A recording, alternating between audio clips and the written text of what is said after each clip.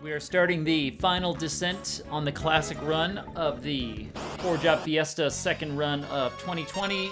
Standard battle with the old wood sprite here. Whoops, my memory was still set on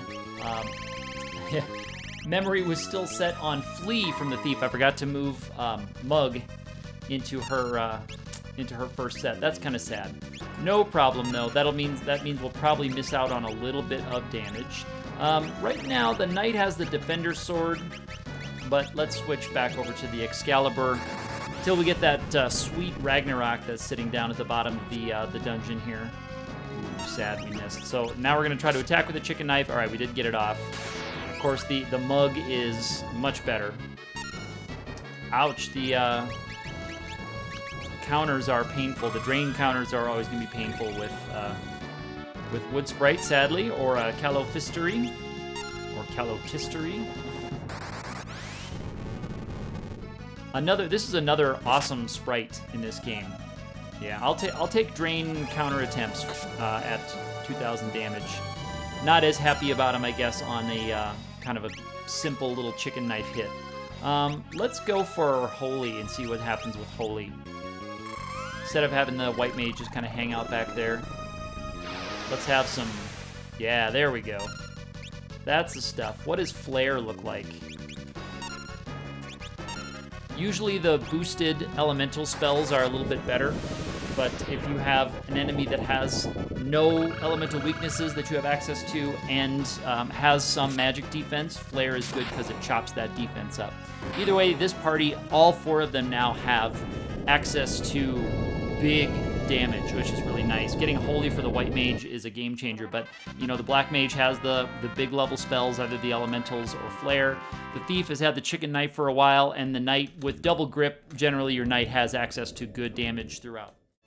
Next up on the enemies list, we have a panda.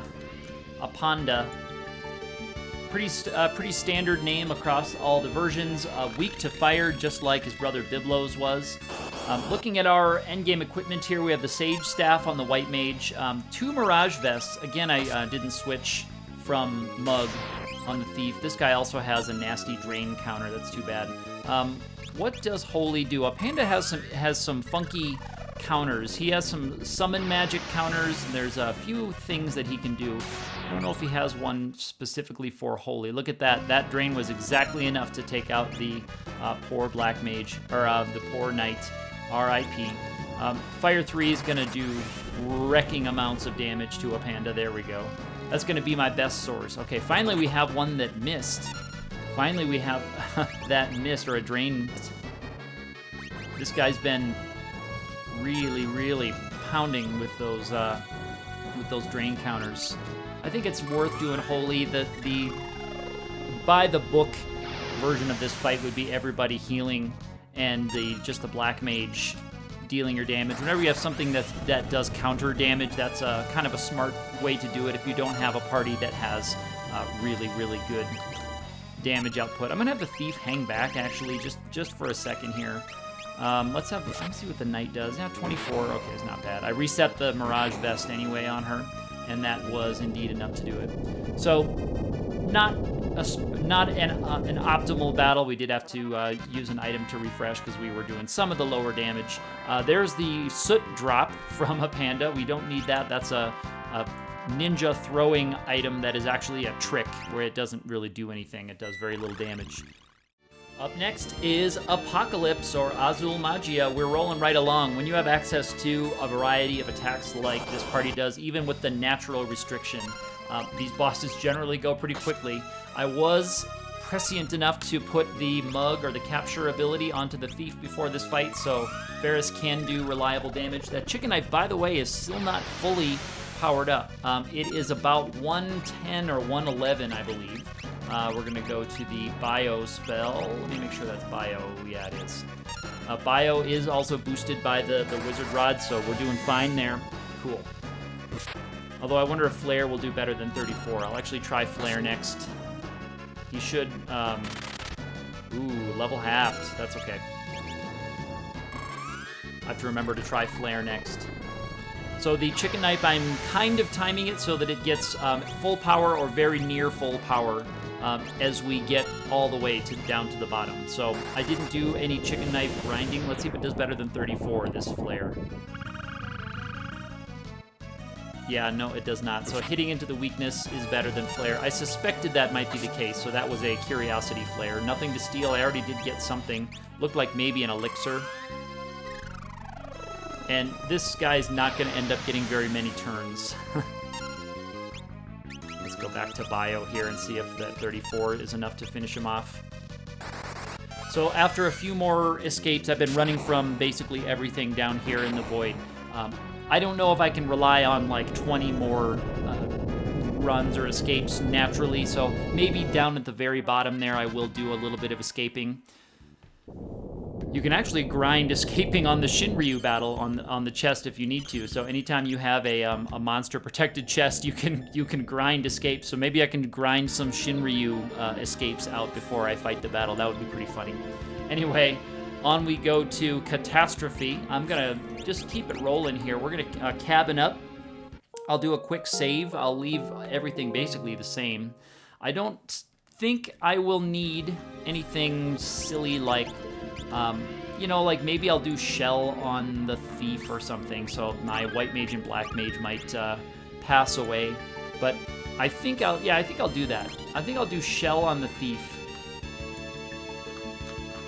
And we'll see if the thief survives, because we'll get a couple rounds of actions on this guy before we have to deal with Earthshaker.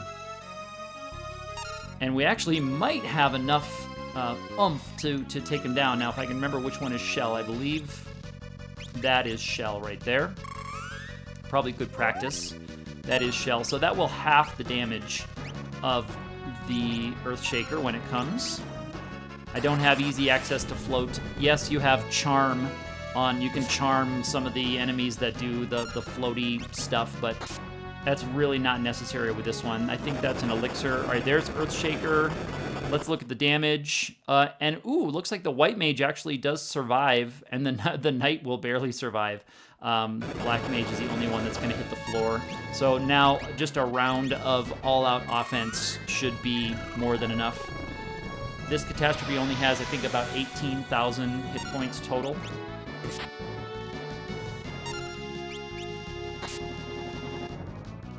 Nothing to steal there. White mage, let's see if she can do this. I don't think it'll get another action. If he does, I have to hope that it's a single targeting action and not another Earthshaker, because that will be the end of things if he does get another action, but he does not. Okay, we had plenty of speed. Not just in the thief, obviously everybody had enough speed to overcome that. So one Earthshaker, I was glad I shelled up the thief in the action that I had with the white mage before the Earthshaker came. And that is Catastrophe down. There's a soft that I picked up.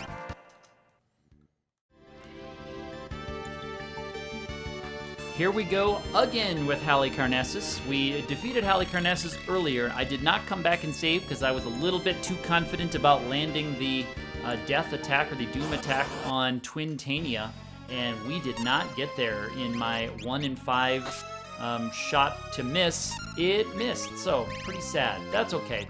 We'll fight Halicarnassus again, and then we'll head back over to Twintania. We'll see if we have better luck this time. All right, so same strategy as before.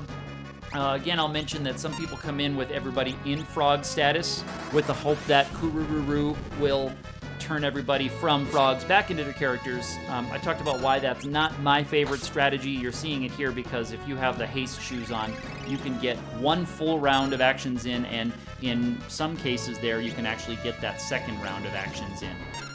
I will see how many I can transform back with an all-targeting Toad. I might not hit everybody here, and I'm going to wait until that resolves because the Knight's physical attack might actually roll up in front. And see, there I only actually hit 2 of the characters. I'm just going to have the Thief bring back the Black Mage so that the Black Mage can go back on the offensive. Then the Thief will move herself back up from Frog. Right now, the Black Mage can do more damage than the Thief single targeting, so that's why I made that move, and the Thief will get another action very soon. So you saw Frog missing right there. Frog is not automatic when you're targeting on your own characters. It still has to go through the check.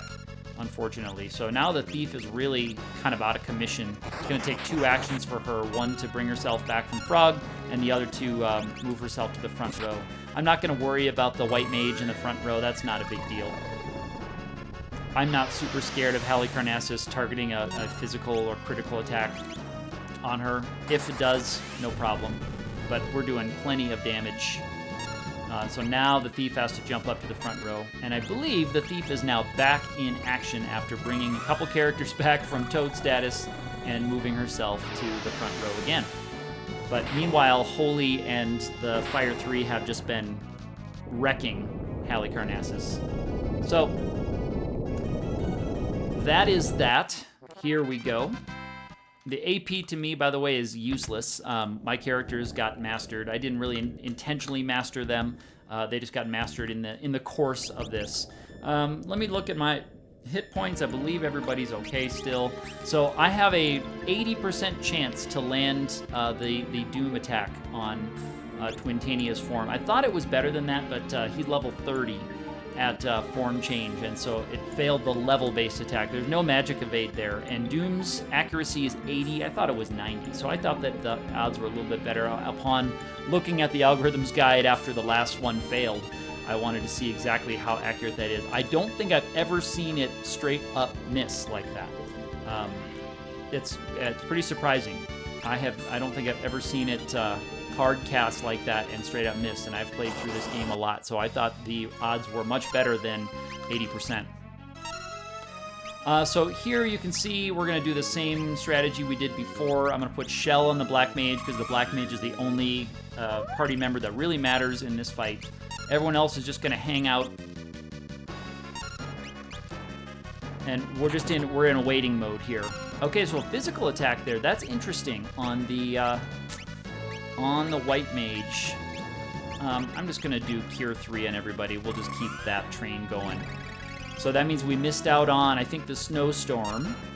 Up next, we're going to be maybe seeing an Atomic Ray. I'm not looking actually at Twintania's routine here. I'm trying to keep this battle moving. I'm mostly doing all these defending. Okay, there's the Snowstorm. So now we can actually do another Cure 3 just in time. And the Black Mage, you can see, is taking half damage on all of these. So really, a nice strategy would be to have everybody in shell status, but most things that Twintania chooses to do are going to be multi-targeting. So we've got Atomic Ray still in there, Mind Blast is coming up, and then 2 Wind Slashes before we get to... Yeah, there's Mind Blast. Not a problem there. Not a problem. I'll let a couple more ticks go on the Mind Blast. Let's see if we can run that leak out. Okay, there's 1 Wind Slash. Let's do a Cure 3. I'll get the Black Mage's turn up again, and we'll have Death ready to go. So we're going to see 1 more Wind Slash, and then it'll be time to attempt the Doom cast. Let's see if it's going to punish me twice. Okay, there's the 2nd Wind Slash, and I just leave. I don't, need to heal after that because his next action's going to be Transform. Okay, there's the Flash. Okay, I'm pretty sure that is Doom right there. We're going to target on Twintania. We're going to cast it. 80% that's going to land, and we're in okay shape. Thank you. Wowee. Okay. So after this fight, now I will go back to that save point and save up in case anything funky happens with Necro or with Gilgamesh. I doubt Gilgamesh, but Necro might have some funky things happening. So we're going to go save up. We'll be including this fight just for completionist's sake, I guess. This is the Gilgamesh battle down here. I am going to be hopefully stealing the Genji shield. Let's see. There it is, first try. But that's really an incidental part of this fight. The shield, I'm not likely to use the shield in the last couple of battles here. It may be something that comes into play, like for the Shinryu fight, I might put the shield on there for physical evade. I also might, depends on the timing of things, but if I feel that there is a Grand Cross coming, I might throw the Genji shield on in the final battle to see if I can avoid. I think Genji shield can protect you from, I want to say maybe Charm or something. There's a couple of things that the Genji shield can protect you from, but normally the Knight is just double gripping everything. So as you can see, this battle went very quickly. We've done plenty of damage to poor Gilgamesh here, and we took the Genji shield. So just to kind of help the other characters absorb the berserk attacks of Shinryu, maybe I'll do that. Have my knight use the shield. Because she'll have the Defender Sword, she'll have the Mirage Vest. It's probably not super worth it to use the shield for the reduction in damage that she has, but we'll see. This is Gilgamesh talking about how he's scared and how he asks how they got here, and we tell him how we got here, and we tell him where the portal was that we came from. So he is going to go to that portal and try to get out of the void. He was sent to the void, if you may remember, at the end of World 2. That was the battle with the Excalibur. That's when he was still kind of an antagonist and still kind of a bad guy in this battle, or in this game. All right, here comes the battle with Necro. Necro, this particular one can be dangerous because you do have a little bit of luck involved in trying to get the barriers cleaned out quickly.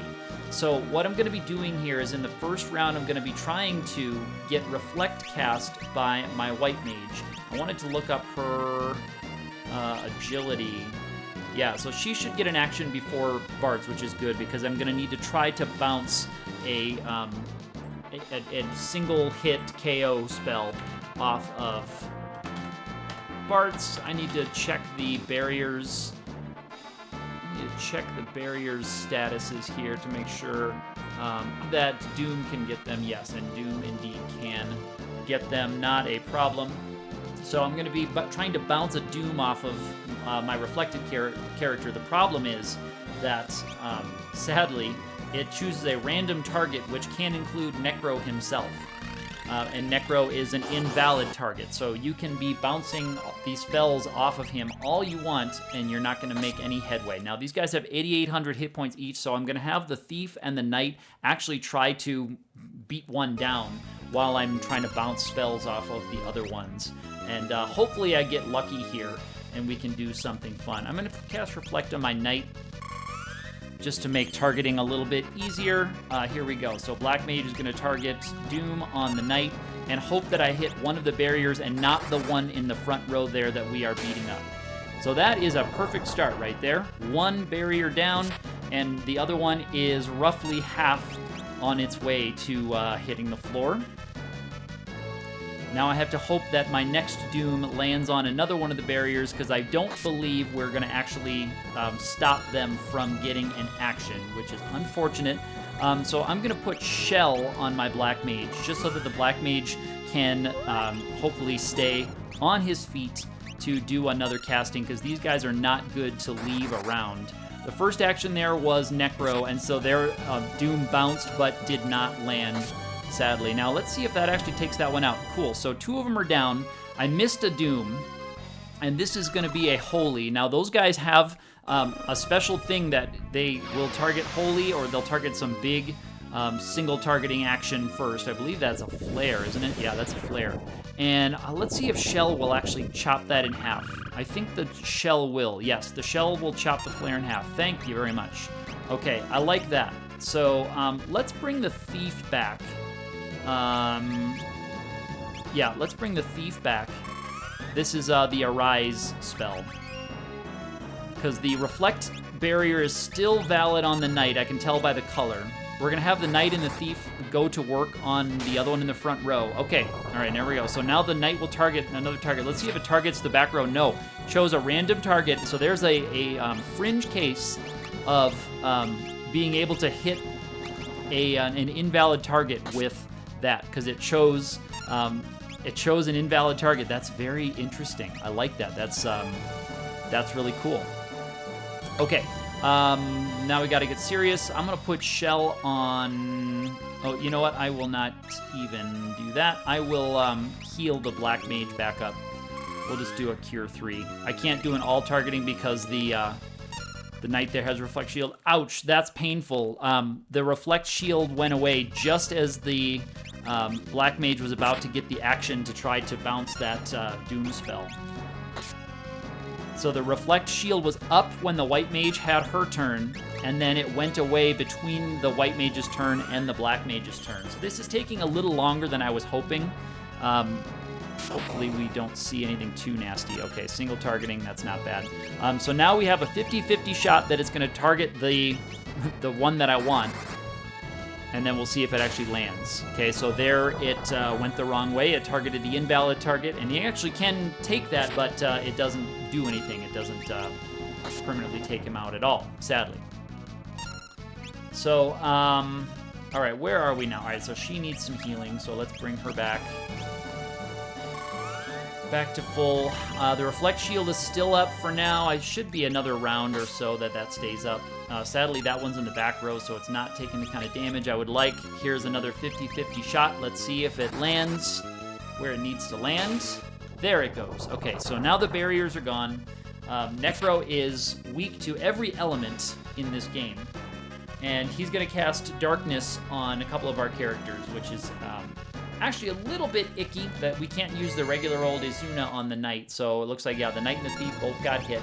So we'll have to go with the old-fashioned eye drops on the, let's say, the Thief.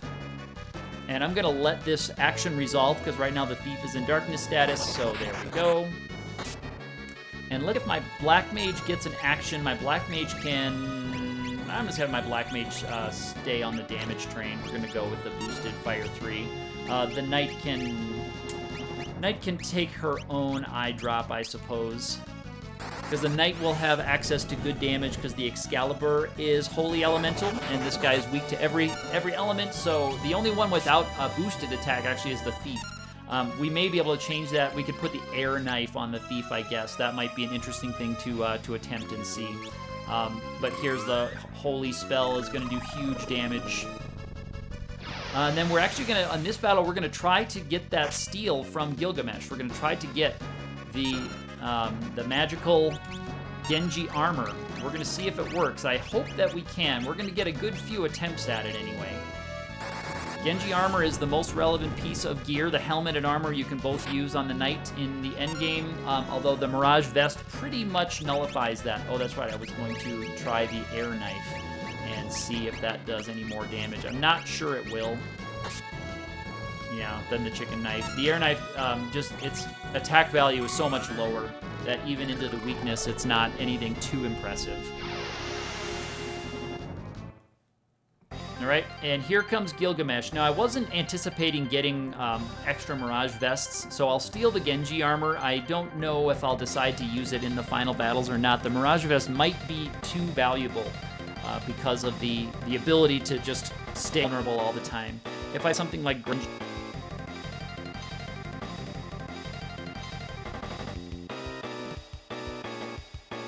I can look at what the protections are, but I don't anticipate needing too much of that. So here's the Gilgamesh part of the fight.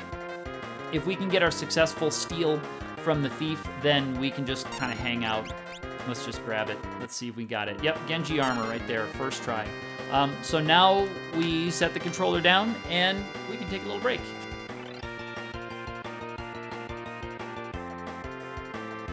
The next battle will be against Shinryu. Shinryu's battle will be on a different video. So this is going to be the last of the battles on this particular video. There will be a Shinryu video by itself, and then there will be a successful Neo X-Death and X-Death battle videos coming out as well. Let me know if you like this format of combining the endgame boss gauntlet into one video, as I'm hoping to do here today. It seems like it might be a little bit better use of time than having to have 5 or 6 small unlisted videos that can actually make a longer video that will work here. As these guys are talking out, he has Gilgamesh has advice for all the characters. Ferris, I think, right there. That's him giving advice to all the characters about how they can, in his eyes, improve themselves. Ferris does not, she's not very receptive to the advice that he chooses to give her. And now this final one is for Butts or Barts, 2020-2 is who he's talking to there. One-on-one, that's what he's asking for. Sometime we'll have to have a one-on-one battle to see who bests whom.